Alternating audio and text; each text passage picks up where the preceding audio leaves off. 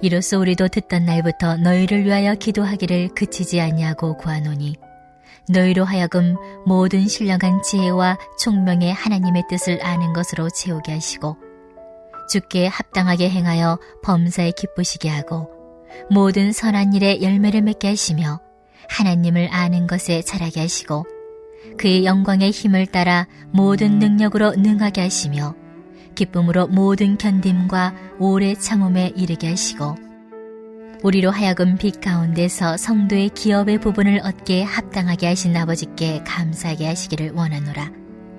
그가 우리를 흑암의 권세에서 건져내사 그의 사랑의 아들의 나라로 옮기셨으니 그 아들 안에서 우리가 속량 곧 죄 사함을 얻었도다. 그는 보이지 아니하는 하나님의 형상이시요 모든 피조물보다 먼저 나신 이시니 만물이 그에게서 창조되되 하늘과 땅에서 보이는 것들과 보이지 않는 것들과 혹은 왕권들이나 주권들이나 통치자들이나 권세들이나 만물이 다 그로 말미암고 그를 위하여 창조되었고 또한 그가 만물보다 먼저 계시고 만물이 그 안에 함께 섰느니라. 그는 몸인 교회의 머리시라. 그가 근본이시요 죽은 자들 가운데서 먼저 나신 이시니 이는 친히 만물의 으뜸이 되려 하시며 아버지께서는 모든 충만으로 예수 안에 거하게 하시고 그의 십자가의 피로 화평을 이루사 만물 곧 땅에 있는 것들이나 하늘에 있는 것들이 그로 말미암아 자기와 화목하게 되기를 기뻐하심이라. 전에 악한 행실로 멀리 떠나 마음으로 원수가 되었던 너희를 이제는 그의 육체의 죽음으로 말미암아 화목하게 하사 너희를 거룩하고 흠 없고 책망할 것이 없는 자로 그 앞에 세우고자 하셨으니 만일 너희가 믿음에 거하고 터 위에 굳게 서서 너희 들은 바 복음의 소망에서 흔들리지 아니하면 그리하리라. 이 복음은 천하 만민에게 전파된 바요 나 바울은 이 복음의 일꾼이 되었노라. 아멘.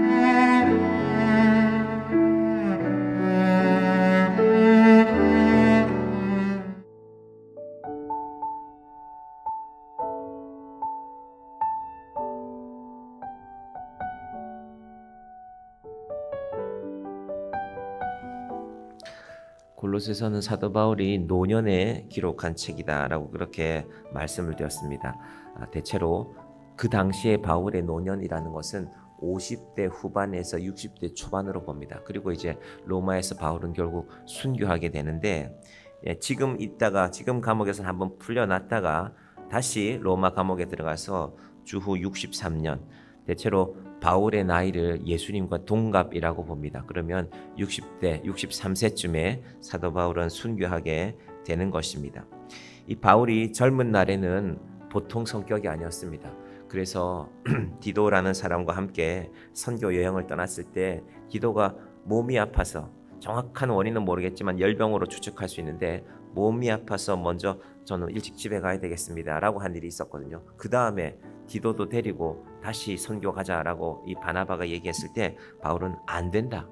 한번 선교 여행을 떠났다가 끝까지 동행하지 못하고 집에 간 이해를 어떻게 젊었으니까요. 이 사람을 나는 데리고 갈 수 없다라고 합니다. 한참 뒤에 사도 바울이 이 디도를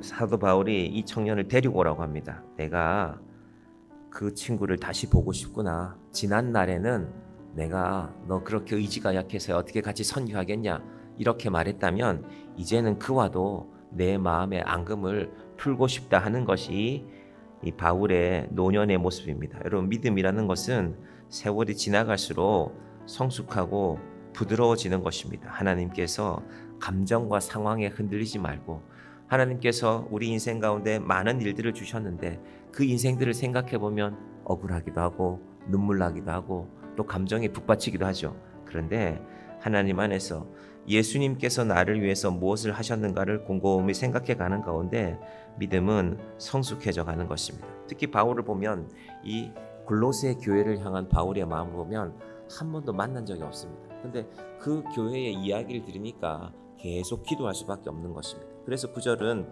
이렇게 시작됩니다. 9절 보실까요? 이로써 우리도 듣던 날부터, 제가 발음이 잘 안 돼, 듣던 날부터, 골로새 교회에 관한 이야기를 바울이 언제부터인가 들었어요. 로마 감옥에 오기 전입니다. 예전부터 골로새에 내가 가보지 않았지만 골로새 교회에 이런 일들이 있다고 하더라라고 들었습니다. 제가 이번에 갔던 인도네시아 교회에 이제 우리 김종원 선교사님이라는 분을 인도네시아 교회로 이끌어내신 분이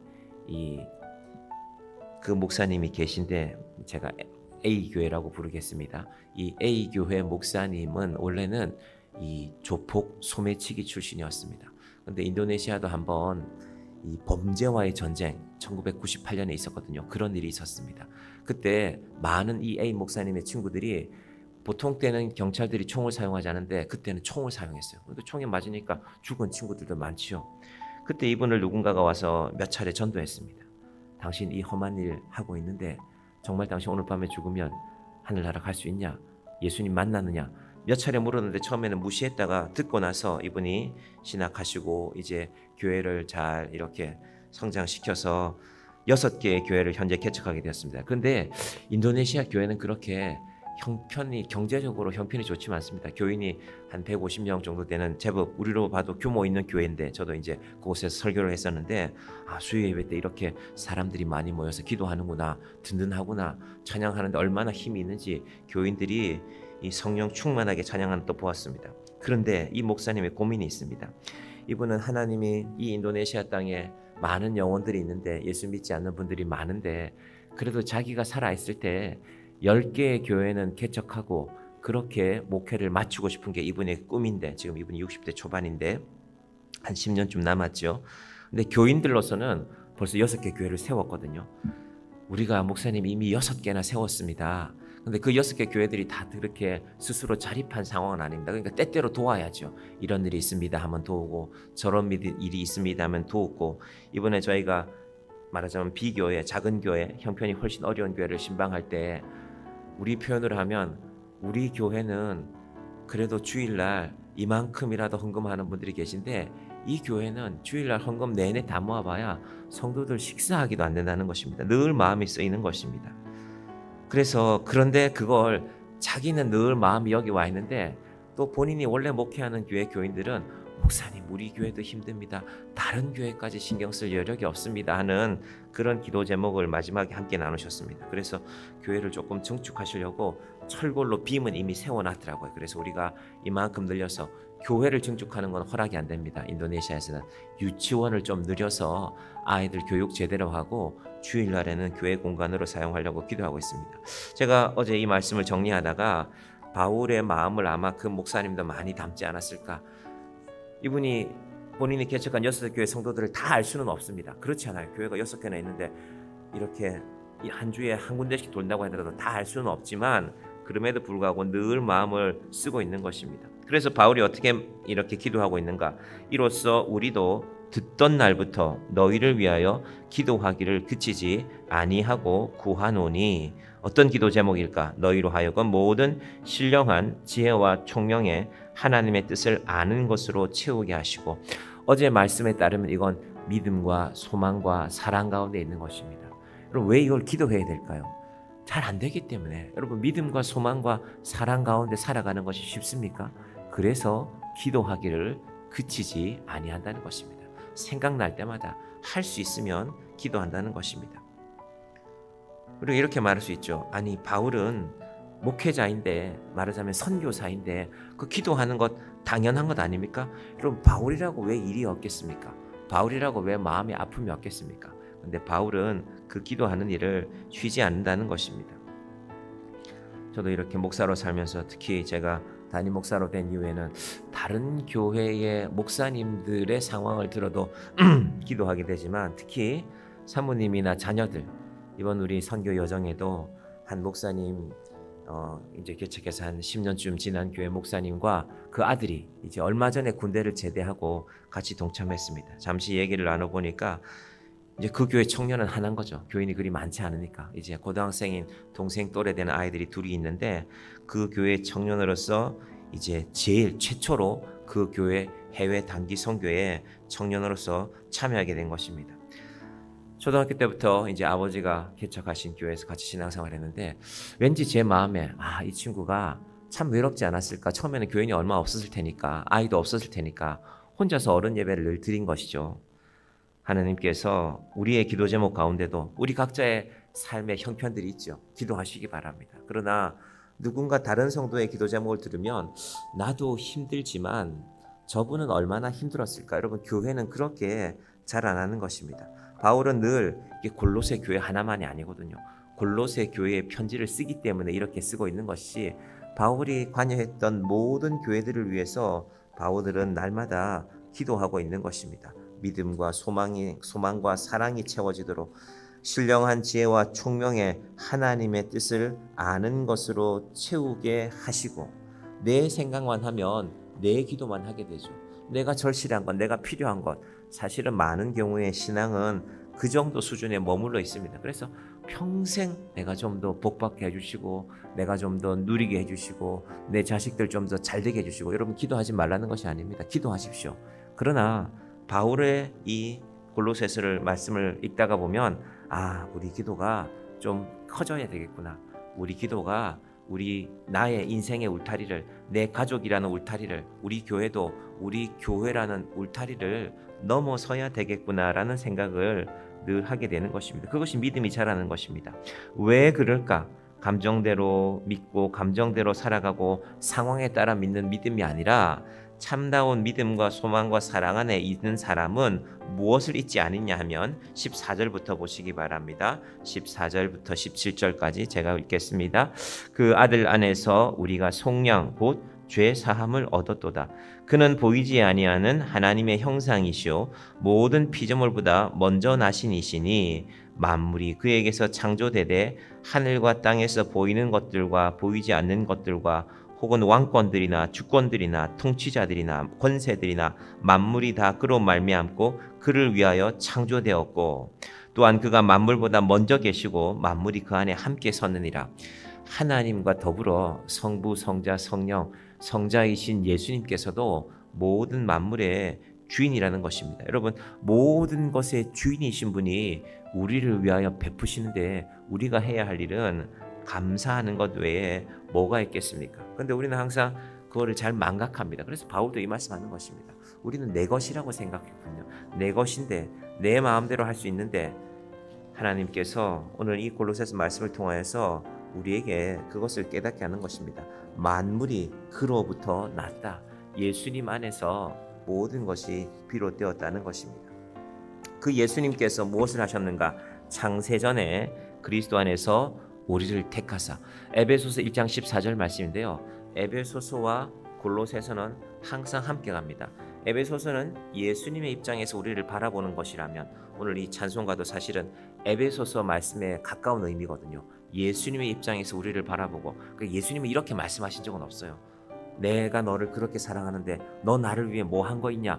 라고 말씀하신 적은 없는데, 이 찬송가를 지은 이 하브갈이라는 분은 예수님도 이렇게 말씀할 수 있지 않을까? 여러분, 우리는 작은 것 하나 하고도 얼마나 생색내는 걸 좋아합니까? 내가 했습니다. 제가 했습니다. 내가 이룬 것입니다. 근데 예수님이라고 생색내지 못할 거 있나? 라는 마음으로 이 가사를 이 하브갈이라는 분이 쓰게 된 것입니다. 사도 바울은 예수님이 그런 것들을 우리에게 행하셨으니 이제 우리가 가야 할 신앙의 목표까지를 제시합니다. 그게 이제 오늘 말씀의 결론인데요. 21절과 22절 보겠습니다. 전에 악한 행실로 멀리 떠나 마음으로 원수가 되었던 너희를, 22절 같이 봅니다.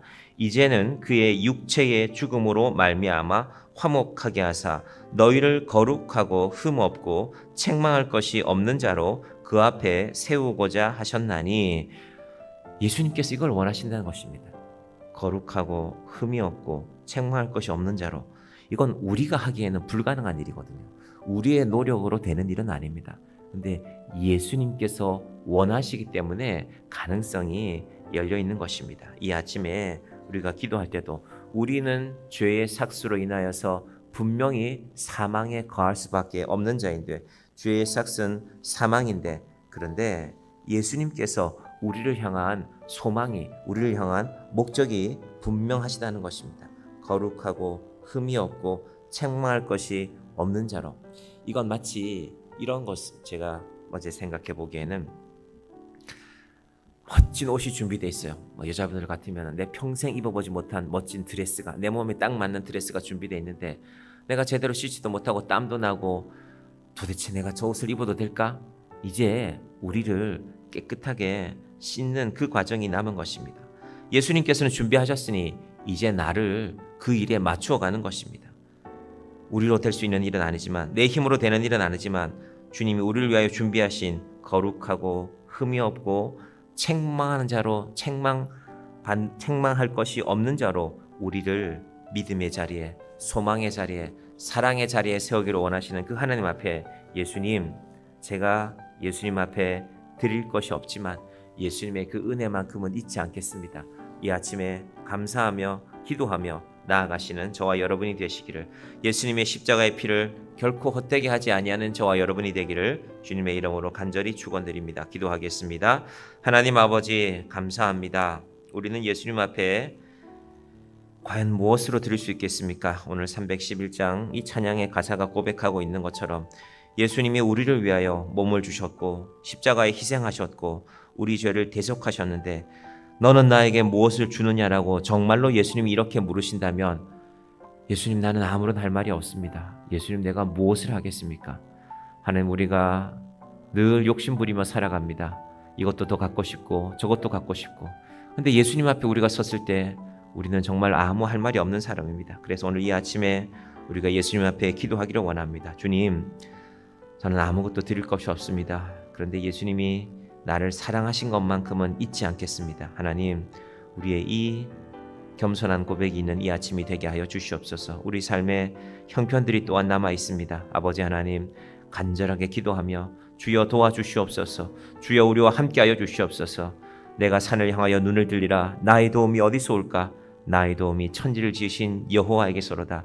하나님을 바라며 도움을 간구하는 주의 자녀들을 주님 또한 도와주시옵소서. 예수님의 이름으로 기도드립니다. 아멘.